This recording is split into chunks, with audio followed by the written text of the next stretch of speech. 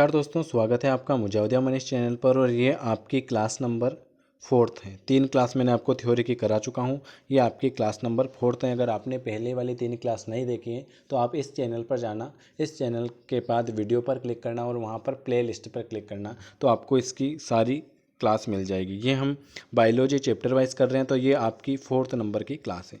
चलो हम करते हैं, कल अपने माइक्रोप्लाज्मा रह गया था, वहाँ से करते हैं क्या क्वेश्चन। चलिए माइक्रोप्लाज्मा सबसे सूक्ष्म, सबसे सरल तथा आत्म प्रतिलिपिकरण करने वाला जीवाणु है।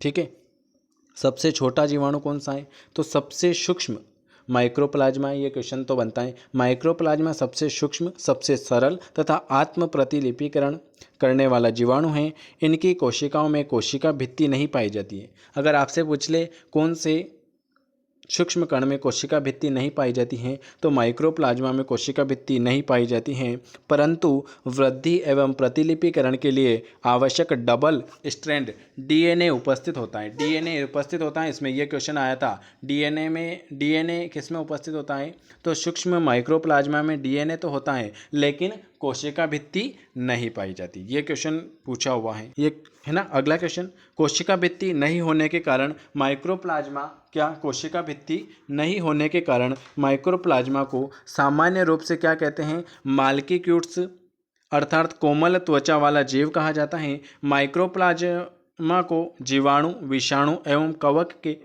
बीच की कड़ी माना जाता है।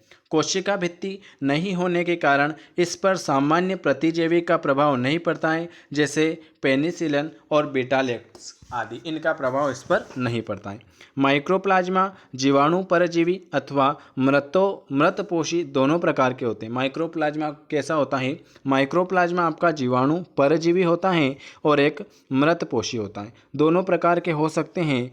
ये अब तक खोजे गई सबसे छोटी जीवाणु कोशिकाएं। देखो, सबसे छोटी जीवाणु कोशिका कौन सी है? तो आपको याद रखना है, माइक्रोप्लाज्मा सबसे छोटी जीवाणु कोशिका है। सॉरी, ये ऑक्सीजन के बिना भी जीवित रह सकती हैं तथा विभिन्न आकारों में पाई जाती।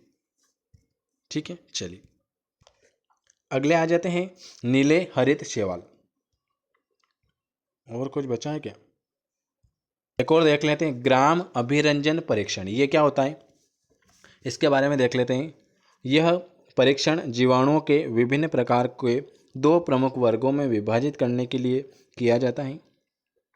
ग्राम अभिरंजन परीक्षण का आविष्कार किसने करा था? ग्राम अभिरंजन परीक्षण का जो आविष्कार किया था, ये डेनमार्क के वैज्ञानिक हेंस क्रिश्चियन ग्राम ने किया था। इस परीक्षण में जीवाणु समूह को क्रिस्टल वायलेट बैंगनी रंग से रंगा जाता है। कोशिका भित्ति के भौतिक एवं रासायनिक गुणों के आधार पर कुछ जीवाणु समूह बैंगनी रंग धारण कर लेते हैं और कुछ रंगहीन बने रहते हैं। इस जीवाणु पर पुनः गुलाबी रंग डालने पर रंगहीन जीवाणु की कोशिकाएं गुलाबी रंग धारण कर लेती हैं तथा पहले से बैंगनी रंग धारण कर चुकी कोशिकाएं बैंगनी रंग की हो जाती है। यहाँ से कोई क्वेश्चन नहीं बनता है।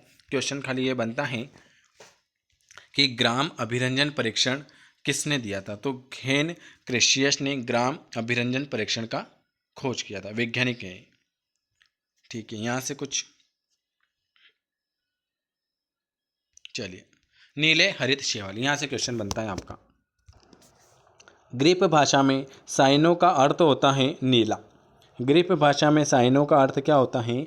नीला होता है। इसलिए नील हरित शैवाल को साइनोबैक्टीरिया अथवा साइनोफाइडा भी कहा जाता है। क्या कहा जाता है? नीले हरित शैवाल को आप क्या कहते हो? साइनोबैक्टीरिया या साइनोफाइटा भी कहा जाता है। नीले हरित शैवाल जीवाणुओं का एक संघ है। ये जीवाणु प्रकाश संश्लेषण से स्वयं ऊर्जा का उत्पादन करते हैं। ये वायुमंडलीय नाइट्रोजन का यौगिकीकरण कर धान की फसल को आंशिक मात्रा में नाइट्रोजन की आपूर्ति करते हैं। यह जैविक उर्वरक हैं जो रासायनिक और नाइट्रोजन उर्वरक की तुलना में समता एवं सुलभ विकल्प हैं। आपके क्वेश्चन ये बनेगा कि नीले हरित शैवाल का एक नाम और क्या है? तो इसे हम साइनोबैक्टीरिया या साइनोफाइटा भी कहते हैं। अब आ जाते हैं प्रोटिस्टा जगत में। प्रोटिस्टा जगत के अंतर्गत प्रारंभिक यूकेरियोटिक जीव सम्मिलित किए जाते हैं, जिनकी कोशिकाओं में केंद्रक तथा झिल्ली युक्त कोशिकाएं पाई जाती हैं। इन जीवों को प्रोटिस्ट कहा जाता है। अधिकांशतः प्रोटिस्ट एक कोशीय होते हैं। अधिकांशतः प्रोटी कैसे अधिकांशतः प्रोटिस्ट होते हैं, एक कोशीय होते हैं, परंतु कुछ प्रोटिस्ट का जैसे शैवाल ये बहुकोशीय भी होते हैं। कुछ तो एक कोशीय होते हैं, अधिकतर एक कोशीय होते हैं, पर कुछ कुछ बहुकोशीय होते हैं। सरल कोशिकीय की संरचना के कारण प्रोटिस्ट का जगत के जीवों को पादप, जंतु या कवक आदि वर्गों में वर्गीकृत नहीं किया जा सकता है। अधिकांशतः प्रोटीन जल में पाए जाते हैं तथा कुछ प्रोटिस्ट आर्द्र भूमि एवं जंतु व पादपों के शरीर में भी पाए जाते हैं। आज थोड़ा सा गला बैठ गया है इसलिए दिक्कत आ रही है, कोई दिक्कत नहीं। प्रोटिस्ट का जगत का जो वर्गीकरण होता है जंतु, पादप और कवक। जंतु सम प्रोटिस्टा में क्या होता है, इन्हें प्रोटोजोआ प्रोटिस्ट भी कहा जाता है। ये एक कोशीय जीव हैं जिन्हें जीवन के लिए जल अथवा आर्द्र मृदा की आवश्यकता होती है।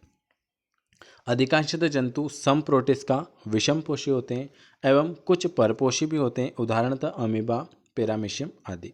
और कौन कौन से? पादप, ये क्लोरोफिल की उपस्थिति में क्लोरोफिल की उपस्थिति में प्रकाश संश्लेषण करते हैं, इसलिए इन्हें प्रकाश संश्लेषी प्रोटिस्टा कहा जाता है।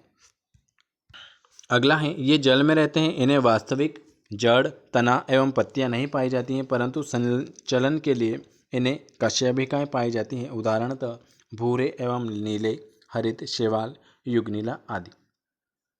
कवक सम प्रोटिस्टा, ये मृत अपशिष्ट पदार्थों से अपना पोषण प्राप्त करते हैं, इसलिए इन्हें अपघटी प्रोटिस्टा भी कहा जाता है। ये एक कोशिकीय होते हैं जिन्हें कोशिका भित्ति का अभाव होता है। एक कोशिकीय कौन कौन से होते हैं? वाटर, मोल्डस, स्लाइमस और मोल्डस। कवक क्या है? अब कवक के बारे में जान लेते हैं। ये आज मैं आपका ये वाला चैप्टर पूरा फिनिश कर दूंगा, ठीक है। और ये 11वीं और 12वीं के मिक्स एनसीईआरटी की बुक हैं। कवक यूकेरियोटिक जीव हैं जिन्हें संवहनी उत्तक तथा हरित लवक नहीं पाए जाते हैं। कवकों की कोशिकाएं काइटिन एवं सेल्यूलोज से निर्मित होती हैं। अब एक क्वेश्चन और यहाँ से कि कवक की कोशिकाएं किसकी बनी होती हैं? तो आप सभी को बताएं, कवक की जो कोशिकाएं होती हैं वो सेल्यूलोज और किसकी? काइटिन की बनी होती हैं। इस संघ के अंतर्गत आते हैं यीस्ट एवं मोल्ड, जैसे मशरूम जैसे सूक्ष्म जीवों को शामिल किया जाता है। एक क्वेश्चन यहाँ से बन गया। कवक एक कोशीय तथा बहुकोशीय दोनों प्रकार के होते हैं। कवक आपके दो प्रकार के होते हैं, एक कोशीय होते हैं और बहुकोशीय, दोनों प्रकार के होते हैं। एक कोशीय कवक में कौन कौन सा आते हैं? एक कोशीय कवकों का संपूर्ण शरीर जड़, तना एवं पत्तियों में विभाजित न होकर किसमें विभाजित होता है? पत्तियों में विभाजित न होकर एक थैलम के रूप में विकसित होता है। इसमें विपरीत बहुकोशिकाएं कवकों का संपूर्ण भाग के समान संरचनाओं से निर्मित होता है, जिसे हम कहते हैं हाइपे। क्या कहते हैं? एक कोशी को आप क्या कहते हो? हाइपे कहते हो। अगला आगे बढ़ जाते हैं। आगे क्या लिखा हुआ है? कवक जीवाणुओं के समान सर्वव्यापी हैं। ये उन सभी स्थानों पर पाए जाते हैं जहाँ पर क्या होता है? जहाँ पर आपके कार्बनिक पदार्थ की उपस्थिति होती है। ये पृथ्वी के प्रत्येक पर्यावरण में पाए जाते हैं। कवक जीवाणुओं के समान अधिकांशतः स्थलीय एवं कुछ जलीय पारिस्थितिकी तंत्र में अपघटक की भूमिका निभाते हैं। कवकों में पोषण। कवक में पोषण कैसे होता है? कवकों में हरित लवक नहीं पाया जाता है, इसलिए ये अपने पोषण के लिए अन्य जीव पर निर्भर होते हैं। कवक में क्या होता है? कवक में हरित लवक नहीं पाया जाता है, इस कारण ये अपने पोषण के लिए अन्य जीवों पर निर्भर रहते हैं। ये विषमपोषी होते हैं जो मृत अथवा जीवित कार्बनिक पदार्थों से अपना पोषण प्राप्त करते हैं। पोषण के स्रोत के आधार पर कवकों को कितने भागों में विभाजित किया गया है? 3 भागों में। कौन कौन से? सहजीवी, परजीवी और मृतोपजीवी। ये आप सभी को पता है। सहजीवी में क्या क्या आता है? सहजीवी कवक किसी अन्य वनस्पति के साथ उगते हैं तथा एक दूसरे को विभिन्न प्रकार से लाभ पहुंचाते हैं। लाइकेन तथा माइकोराइज सहजीवी कवक के उदाहरण हैं। सहजीवी कवक के उदाहरण कौन कौन से? लाइकेन सहजीवी होता है और एक और कौन सा है? माइकोराइजा, ये सहजीवी होता है। परजीवी कवक अपने पोषण के लिए अन्य जंतुओं मतलब दूसरे जंतुओं अथवा पादप पर निर्भर होते हैं। इस प्रकार के संबंध से ये कवक स्वयं तो लाभान्वित होते हैं, परंतु पोषक जीव को हानि पहुंचाते हैं। ठीक है, चलिए। पक्सिनिया, ग्रामेसिया आदि पादप कौन कौन से परजीवी कवक हैं?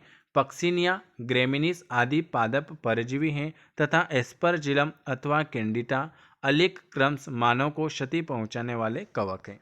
मानव को क्षति पहुंचाने वाले कवक कौन से हैं? कैंडिना अल्बिकन्स।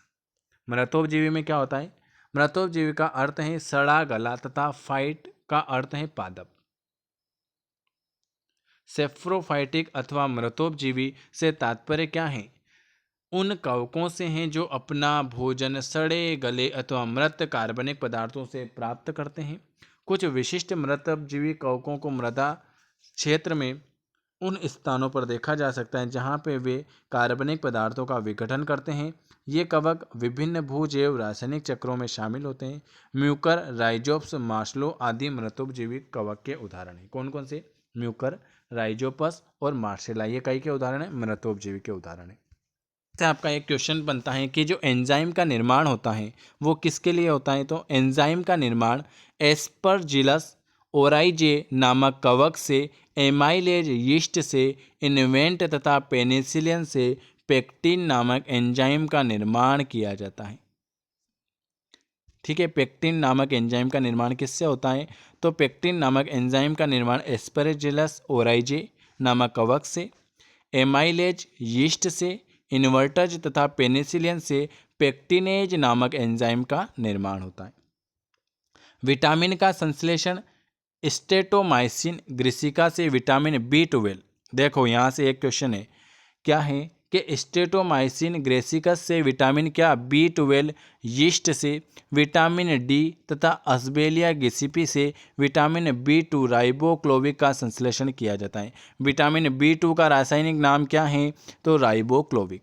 Very good. यहाँ से एक क्वेश्चन, प्रतिजैविक का निर्माण पेनिसिलिन, स्ट्रेप्टोमाइसिन, नियोमाइसिन तथा टेरामाइसिन आदि प्रतिजैविक विभिन्न कवक से तैयार किए जाते हैं। लाइकेन क्या है? यह दो पूर्ण भिन्न वनस्पतियों से निर्मित एक द्वैध पादप है। लाइकेन एकल जीव नहीं है बल्कि वे संयुक्त जीव हैं। यह कवक तथा शैवाल के परस्पर सहजीवी संबंध का परिणाम है। लाइकेन का मुख्य भाग कवकों से निर्मित होता है। आप सभी को पता है कि लाइकेन का जो मुख्य भाग होता है वो किसका होता है? कवकों से निर्मित होता है, जो शैवाल के ऊपर एक तंतुवत आवरण का निर्माण करते हैं। इस सहजीवी में कवक शैवालों को जल, खनिज, लवण, विटामिन आदि मृदा से प्राप्त करने में मदद करते हैं, जबकि शैवाल प्रकाश संश्लेषण के द्वारा कार्बोहाइड्रेट का निर्माण करके कवकों को पोषण प्रदान करते हैं। कवक एवं शैवाल के मध्य यह सहजीवी संबंध हेलोटिज्म कहलाता है तथा लाइकेन के अध्ययन की वैज्ञानिक शाखा क्या कहलाती है? यहाँ से एक क्वेश्चन बनता है कि ये बताओ, लाइकेन के अध्ययन की जो वैज्ञानिक शाखा उसे आप क्या कहते हो? लाइकेनोलॉजी कहलाती है। ये आज आपके यहाँ तक ही था। इसके बाद इसके आगे के अपन लाइकेन का महत्व पढ़ेंगे। ये चैप्टर बहुत बड़ा है, इसमें 50 से 100 क्वेश्चन हैं, तो वो भी करेंगे। मतलब ये 2 से 3 दिन में ये वाला पूरा एक चैप्टर है जीव जगत वाला, ये पूरा आपका फिनिश हो जाएगा। ठीक है, तो वीडियो अगर आपको पसंद आता है तो लाइक कर सकते हैं, शेयर कर सकते हैं, सब्सक्राइब कर सकते हैं। और अगर हमारे साथ बिल्कुल फ्री क्लास में जुड़ना चाहते हैं तो दिए हुए नंबर पर मैसेज कर सकते हैं 9753749986 पर। वीडियो अच्छा लगे तो कमेंट जरूर करें, लाइक ज़रूर करें, और फ्री ग्रुप में ऐड होना है तो इस नंबर पर मैसेज कर सकते हैं। इसके अलावा PNST के लिए एक 200 रुपये का एक पैकेज निकाला है, जिसमें आपके 11वीं और 12वीं की फिजिक्स, केमिस्ट्री और बॉटनी की थ्योरी की PDF आएगी। 2007 से 2019 तक जितने भी PNST में पेपर हुए हैं वो आएंगे विद आंसर। 1500 क्वेश्चन आएंगे। उसके अलावा जो भी हमारे पास PDF होगी वो सारी आपको अवेलेबल कराई जाएगी। आपके पास 200 रुपये में 40 दिन तक इतना मटेरियल दे देंगे कि आप भी याद करोगे। तो अगर किसी को लेना है तो ले लेना। इसके अलावा किसी ने अगर 1500 क्वेश्चन के 100 रुपये दे रखे हैं तो उनको मात्र 100 रुपये का ही पेमेंट करना रहेगा। तो ये पेमेंट आप गूगल पे, फ़ोनपे, पेटीएम किसी से भी करके स्क्रीनशॉट भेज देना। उसके बाद आपको इसकी PDF फाइल मिल जाएगी। इसके अलावा जो हमारे फ्री ग्रुप में ऐड होना चाहता है और कोई भी समस्या है तो आप इस नंबर पर मैसेज ज़रूर करें। वीडियो देखने के लिए आपका धन्यवाद। आपकी जो क्लास होती हैं वो बता देता हूँ। सुबह 6 बजे इसकी थ्योरी की क्लास आ रही है डेली। सुबह 9 बजे आपकी डेली क्लास होती है। फिर आपकी 12 बजे डेली क्लास होती है। फिर आपकी 3 बजे डेली क्लास होती है। उसके बाद आपकी 5 बजे डेली क्लास होती है, 7 बजे डेली क्लास होती है, रात की 9 बजे डेली क्लास होती है। 1 2 3 4 5 6 7 क्लास होती हैं और आपके पास बचे हैं 38 दिन और बाकी। ठीक है, तो अगर वीडियो पसंद आए तो लाइक शेयर और सब्सक्राइब जरूर कर सकते हैं। वीडियो देखने के लिए आप सभी का बहुत बहुत धन्यवाद। मिलते हैं सुबह 9 बजे।